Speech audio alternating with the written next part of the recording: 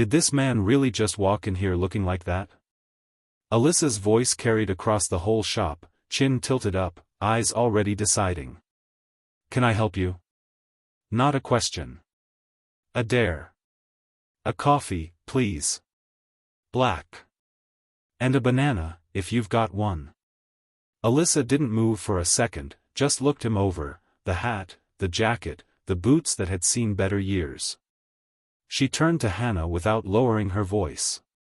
He's kidding, right? Hannah laughed, arms crossed, not even looking up from the espresso machine. Tell him we're out. We're not out. Tell him anyway. Nobody in line said a word. 11 people. 2 behind the register, 1 at the pastry case, the rest just watching their shoes. The man paid in exact change, counted out slowly, and Alyssa swept the coins off the counter into her palm instead of taking them from his hand, like touching him might cost her something. He carried his coffee and his banana to the corner table, sat down, and took a bite of the sandwich he'd brought in with him. And froze. Not because of what she'd said. He'd been called worse things in nicer rooms his entire life, and by now the words barely landed before they slid off. He froze because of what he heard next, once Alyssa turned back to Hannah and figured the moment was over. His name is Derek Robinson, and the shop he was sitting in has his name on the lease, his signature on every paycheck in that building, and his mother's kitchen table as the place where the whole company started. 22 years ago, Derek set up a card table outside a laundromat 3 blocks from where he grew up, selling coffee out of 2 thermoses because nobody in that neighborhood had ever been asked what kind of coffee they wanted. He was 30, working 2 other jobs, and stubborn in the specific way people get when they've been told their entire lives and stopped believing it. The card table became a cart. The cart became a storefront. The storefront became Haven Coffee Company, 38 locations now, a menu built on his mother's recipes, and a single line printed on every cup, "You belong here." He wrote that after watching his mother get seated by the kitchen door of a downtown diner for 20 years, never once by the window. These days Derek worked from a glass office on the 9th floor, the kind of office that made a man forget what the counter smelled like. He hadn't poured a drink himself in over 2 years. The numbers were fine, revenue up, 2 new locations opening in the fall, until his operations director set a folder on his desk on a Tuesday morning and said, "You need to see this before you sign anything else." Inside were 41 printed reviews for the original Haven location, his first real store, the one he'd financed himself before anyone believed in the idea. The pattern wasn't subtle. 26 of the 41 mentioned the same thing, and it wasn't the coffee. Derek called the store manager, a man named Nate Ferris, and asked him to explain it. Nate's answer came fast, rehearsed, a little too smooth. "Mr. Robinson, people leave reviews when they're having a bad day. My team's solid. We're hitting every number that matters. Every number except the one that matters most," Derek said. Nate didn't have an answer for that, just a pause, and a "sir" that sounded like a door closing. That pause was the reason Derek was sitting in a corner booth of his own flagship store 4 days later, wearing a straw hat and a jacket that wasn't his, holding a banana he hadn't asked twice for, frozen mid-bite, listening to 2 employees decide out loud that he didn't belong in the place he built. It started the way most disasters do, quietly, on a Tuesday, in a folder he almost didn't open. Derek had grown up watching his mother work double shifts at a diner that never once let her sit on the customer side of the counter, not even on her birthday. She used to bring him along after school, sit him in the back booth by the kitchen door, and tell him the same thing every time a server walked past without looking at them. "One day, baby, we'll have our own place. And nobody's gonna stand at the door deciding if we deserve to sit down." She died 4 years before he opened his first real storefront, but her name was on the deed anyway, Coretta's, still stitched into the apron every barista wore, even the ones who'd never asked why. The card table outside the laundromat had been his answer to her. 2 thermoses, a folding table, and a promise he wrote down before he had the money to back it up, "You belong here." It took him 11 years to turn that into 38 stores. He still remembered every one of them by the smell of their first cup. He hadn't smelled his own flagship's coffee in longer than he wanted to admit. The folder his operations director dropped on his desk had 41 printed reviews inside, and Derek read every one of them twice. The girl at the register looked at me like I'd wandered in from off the street. I'm 61 years old and I felt about 6 inches tall. Another, ignored for 4 minutes while they helped everyone who walked in after me. Never going back. Another, humiliating. I left my drink on the table. The words repeated themselves like a rehearsed script nobody had actually rehearsed, dismissed, ignored, embarrassed, unwelcome, over and over, in different handwriting, from people who'd never met each other. The dashboard confirmed what the words already told him. Out of 38 locations, his flagship, the first one, the one with his mother's name stitched into every apron, sat dead last in customer satisfaction. Not close to last. Alone at the bottom.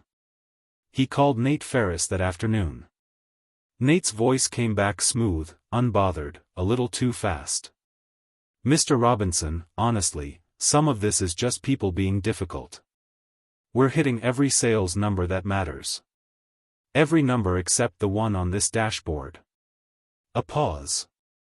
Sir, satisfaction surveys are subjective. You can't build policy around a few bad moods. Derek had heard that tone before, in boardrooms, from men explaining away numbers they didn't want to own. He hung up without agreeing to anything.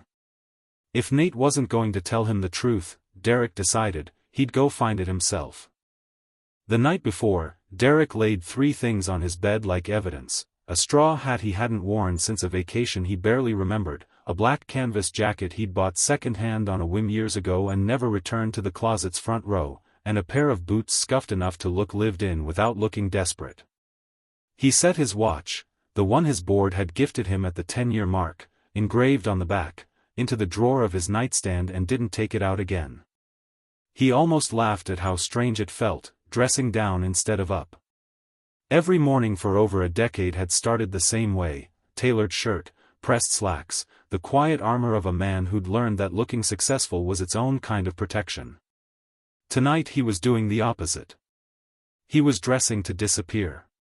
His driver texted at 6 a.m., asking what time to bring the car around. Derek typed back 3 words, "Not today, thanks," and left his phone on the counter while he laced up boots that pinched slightly at the heel.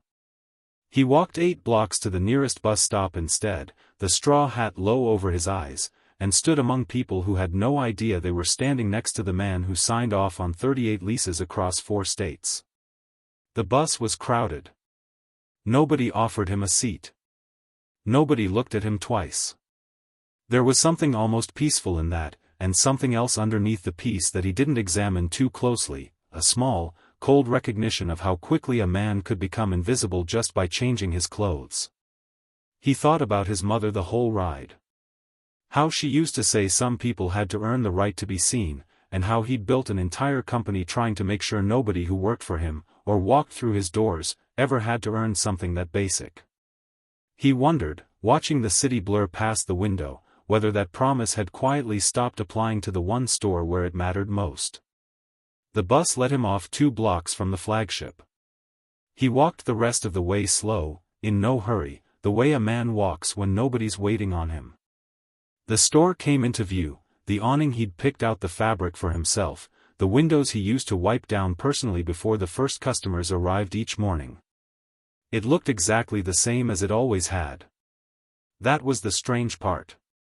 Nothing about the building had changed. Only he had. He stood outside for a moment longer than he needed to, hand on the door handle, feeling something between nerves and grief. Then he pushed it open, and the bell above the frame rang the same way it had rung for 22 years, except this time, for the first time since the day he'd hung it there, nobody behind the counter looked up to see who'd walked in. The line moved slowly, the way lines do when nobody behind the register is in a hurry to move it.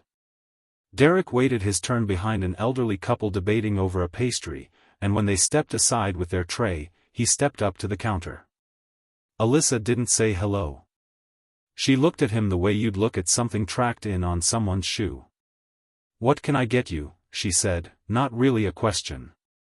"Coffee, please. Black. And a banana, if you have one." She glanced at Hannah, who was steaming milk a few feet away, close enough to hear everything and clearly meaning to. "He wants a banana," Alyssa said, like she was reporting something absurd. Hannah laughed without looking over. "We got bananas for people who order bananas." "I did order one," Derek said, even voice, no edge in it. Alyssa rang it up without another word, and when he handed her cash, she took it with 2 fingers, like she didn't want her hand near his. His change came back, dropped onto the counter instead of into his palm, 3 coins that rolled before he caught them, one by one, unhurried, while she'd already turned back toward Hannah. Behind him, the elderly couple had found a table near the window and gone quiet, the particular quiet of people who'd seen something and didn't know what to do with having seen it. A young couple a few feet away exchanged a glance and looked down at their phones instead. 11 people in that shop, and not one of them said a word. Derek carried his coffee and his banana to a corner table, sat, and unwrapped the sandwich he'd brought with him. He took a bite. And froze. Because Alyssa hadn't lowered her voice at all. "I don't know why people like that even come in here," she was saying to Hannah, loud enough to carry, like his presence had stopped counting the second his back was turned. "This isn't a shelter." "Right," Hannah said. "He's gonna sit there all day too. Watch. 1 coffee, no tip, the whole shift. At least he didn't bring a whole family in. Remember that woman last week?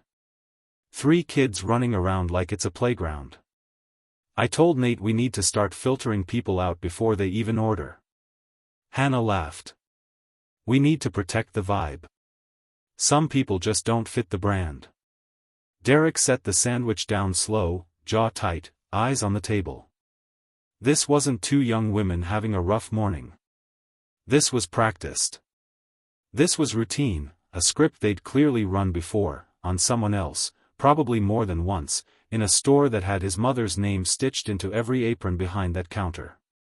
He pulled out his phone under the table, thumb hovering over his operations director's contact. Whatever he'd planned to do, 1 visit, 1 impression, a quiet report back to Nate, wasn't going to be enough anymore. He typed a single line, "Clear my week. I'm going back in."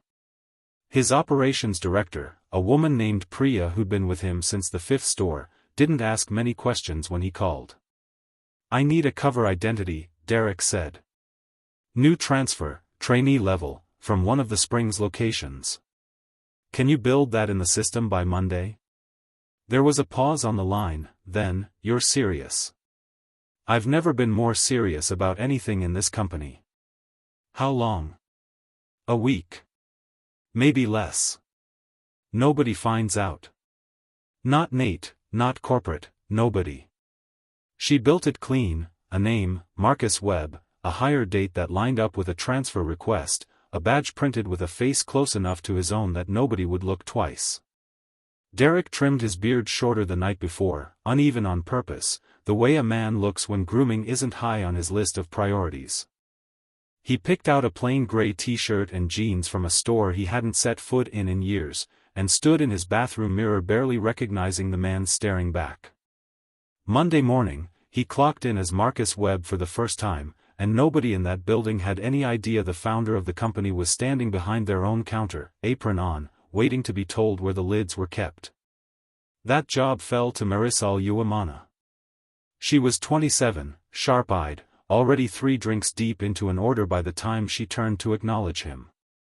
"Lids are under the 2nd shelf, not the 1st, she said, not unkindly, just fast, the way people talk when they've trained a dozen new hires and stopped expecting any of them to remember the first time. 1st shelf syrups. Mix those up and you'll regret it by lunch." She moved like she'd done this 1,000 times, because she had, pulling shots, steaming milk, restocking cups, wiping the bar in one continuous loop that never seemed to break. She didn't make small talk. She didn't ask where he was transferring from, or how he liked the city, or any of the things new coworkers usually asked. She just worked, and expected him to keep up, and corrected him twice more before 8 a.m. without a trace of impatience or warmth either. Derek watched her more than he watched the register. She was the only person on that floor who seemed to actually see every customer who walked in, greeting regulars by name, remembering orders before they were spoken, moving with a kind of care nobody had asked her to have. Then at 10, the shift changed, and Alyssa and Hannah walked in. The whole rhythm of the room shifted with them. Marisol went quiet, drifted toward the back, started restocking shelves that didn't need restocking. Alyssa didn't greet her, just, "Did you finish the oat milk prep?" Marisol's voice flattened. "Already done." "It better be." Derek, wiping down the espresso wand a few feet away, noticed something else. The second the door chimed and a young, well-dressed couple walked in, Alyssa's whole posture changed, shoulders back, voice bright, a smile that hadn't existed 30 seconds earlier. He filed that away. It wasn't the first thing he'd noticed. It wouldn't be the last. By his third day as Marcus Webb, Derek had started to see the pattern the way you see a watermark once someone points it out, impossible to unsee. An elderly man came in around 7, the same time every morning, judging by the way Marisol's face softened before he even reached the counter. "Walter," she said, already reaching for a cup. "Oat milk, extra warm?" Walter smiled like she'd handed him something precious. "You remember." "Every day for 3 years," she said, and carried it to his table with both hands instead of sliding it across the counter. An hour later, a woman in blue scrubs came in on what looked like a break between shifts, hospital badge still clipped to her collar. Alyssa took her order without looking up, wrote the wrong name on the cup, and set it down instead of handing it over. The woman corrected her, "It's Denise, not Diane," and got a flat, "Same thing," in response. She left without finishing it. Derek had watched this exact scene before, from the other side of the counter, wearing a straw hat instead of an apron. He recognized the tone. He recognized the silence that followed it. That afternoon, while restocking the register drawer with receipt paper, his hand brushed something folded and stiff wedged behind the bill tray. An index card, worn soft at the corners like it had been handled daily. 2 columns, hand-drawn. One side marked with small hearts. The other with X's. Under hearts, "Tech guy, tips well." Instagram girl, "Tags us, free shot." Young couple, blonde, good vibe. Under X's, "Old guy, Walter, just sits, 1 drink, no rush him out." Scrubs lady, "Messy tipper, slow her down." Flannel guy, "Doesn't fit." Flannel guy. Derek's stomach turned over slowly, like something settling into a place he already knew was there but hadn't wanted to name. That had been him, 4 days earlier, in his own straw hat and jacket, reduced to 2 words and an X. On the back of the card, in handwriting he now recognized as Alyssa's from the shift schedule notes, a single line, "If they're not brand fit, slow the service. Don't make a scene. They'll leave on their own." He photographed both sides with his phone, careful to set the card back exactly where he'd found it, angle and all. His hands were steady. His jaw wasn't. This wasn't 2 young women having an off week, and it wasn't a coincidence that Walter got carried coffee with both hands while a nurse on her break got handed the wrong name and a colder cup. It was a system, quiet, deliberate, practiced enough that nobody even seemed to notice they were running it anymore. Somebody had built it, and somebody else had let it keep running long enough that it started to look like company culture instead of what it actually was. Derek closed the drawer and went back to wiping the counter, watching Marisol carry Walter's second refill over without being asked, and thought about how much of what was broken in this store had nothing to do with the coffee at all.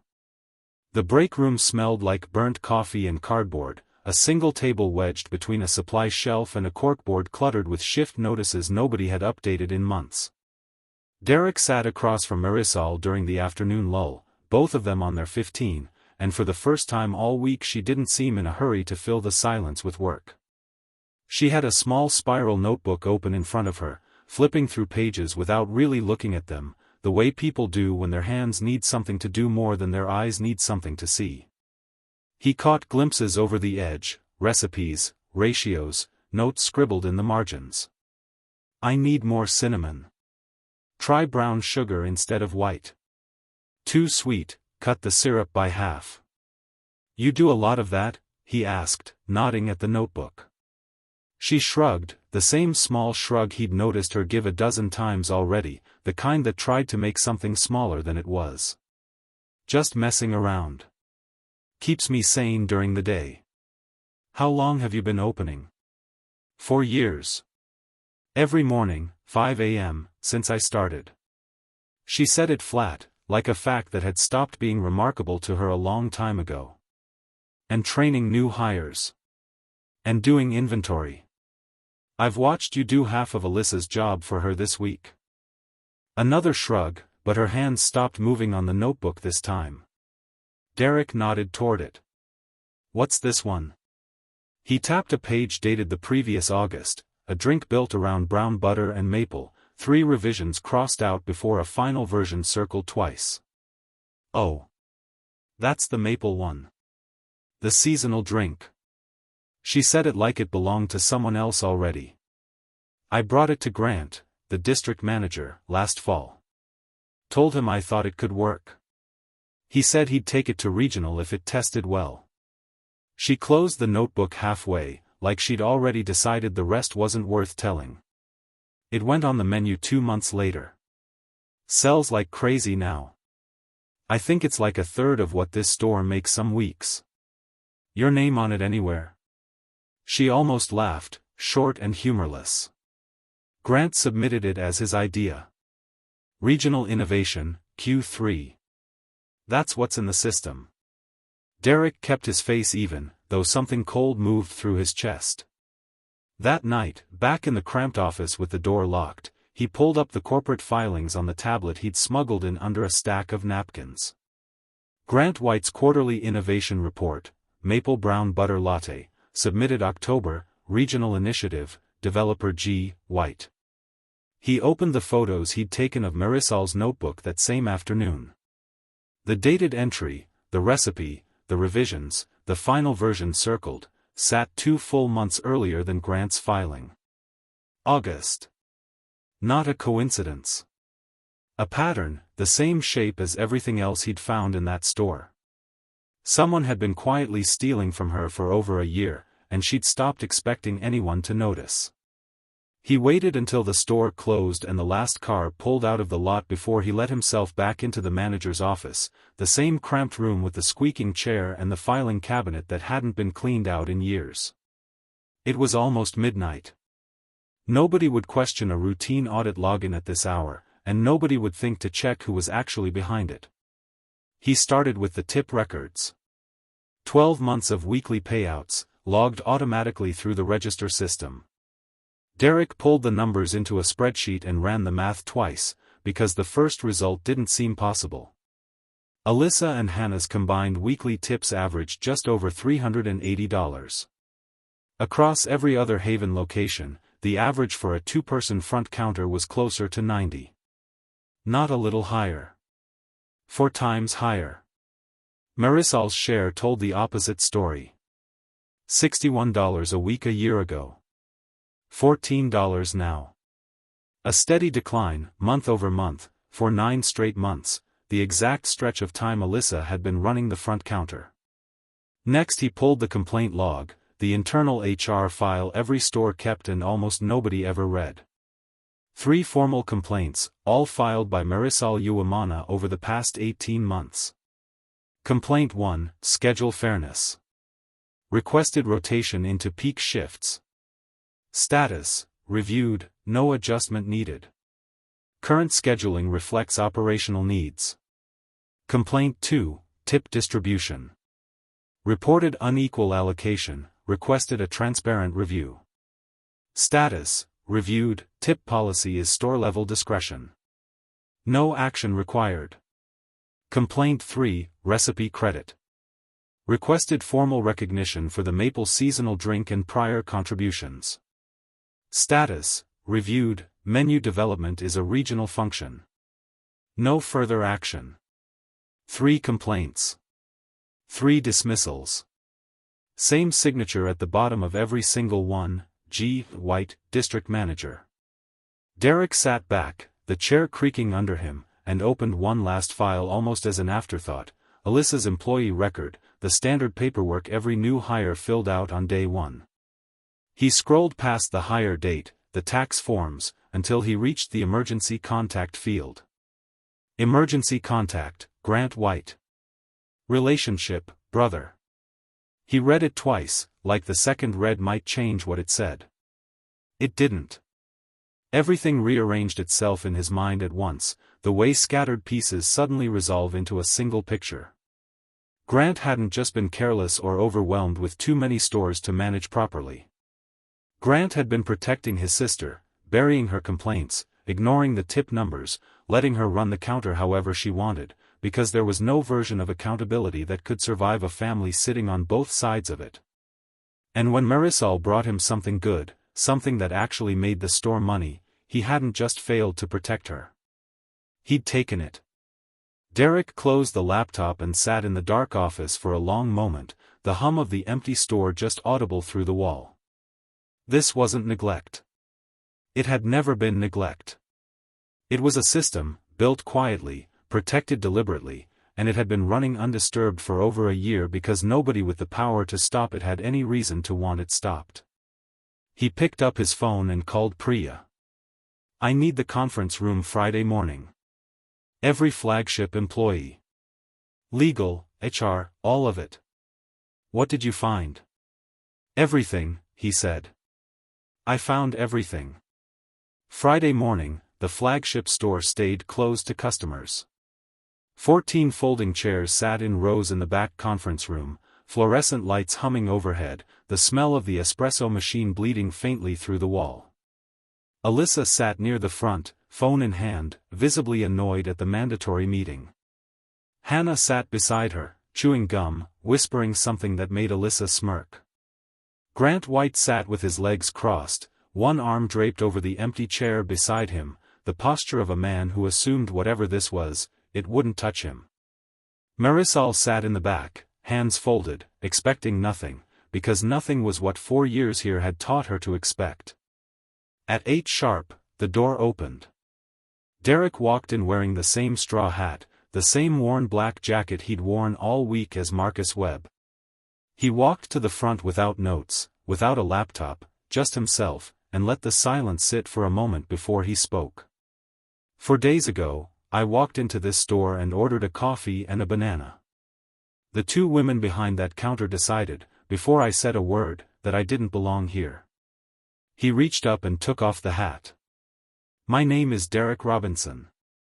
I founded this company 22 years ago, off a card table outside a laundromat 3 blocks from here." Alyssa's face drained of color in real time. Hannah's mouth opened and nothing came out. Grant uncrossed his legs. Derek pulled up the index card first, projected large enough for every seat to read. Then the tip numbers, 4 times the company average, month after month, while Marisol's share shrank to nearly nothing. Then the dated notebook pages beside Grant's innovation filings, 2 months apart, every time.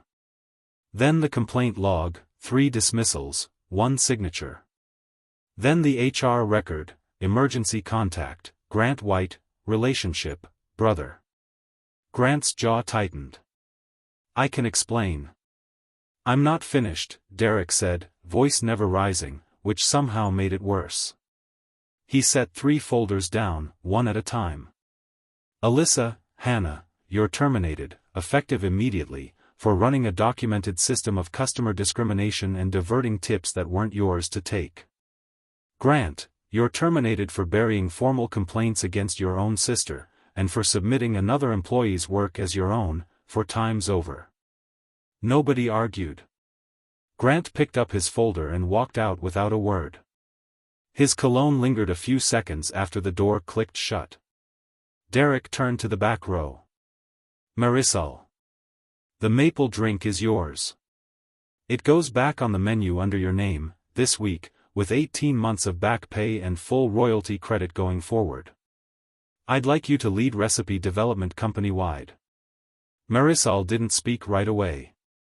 She just nodded once, slow, like something she'd stopped waiting for had finally arrived.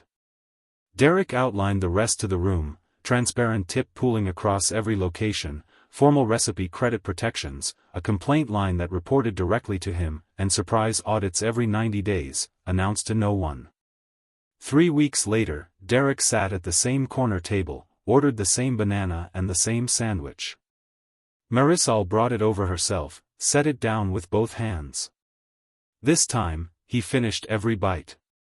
Marisol spent 4 years opening that store before the sun came up, training people who left within months, and watching her own name disappear off the one thing she'd ever made that mattered. 3 complaints. 3 dismissals. She kept showing up anyway, not because the system was fair, but because she never stopped believing someone would eventually look closely enough to see it. And when someone finally did, it didn't take a courtroom or a lawsuit to make it right. It just took one person willing to sit in the corner of his own store, in someone else's jacket, long enough to hear the truth nobody thought he'd ever hear. You can ignore something for a long time. You can even build a whole company and still miss what's happening 14 feet from your own front door. But the truth doesn't stay buried just because nobody's looking. It waits. So here's a question worth sitting with: how many times have you been the one behind the counter, or the one in line, who saw something and said nothing? If this story hit you, tell me in the comments. Drop the moment someone finally saw you, or the moment you wish you'd spoken up for someone else. Thank you for watching all the way to the end. Stories like Derek's only get made because people like you take the time to sit with them. If you want more stories like this one, hit subscribe, and I'll see you in the next one. Everyone deserves a seat. Don't be the one who decides who gets to sit down.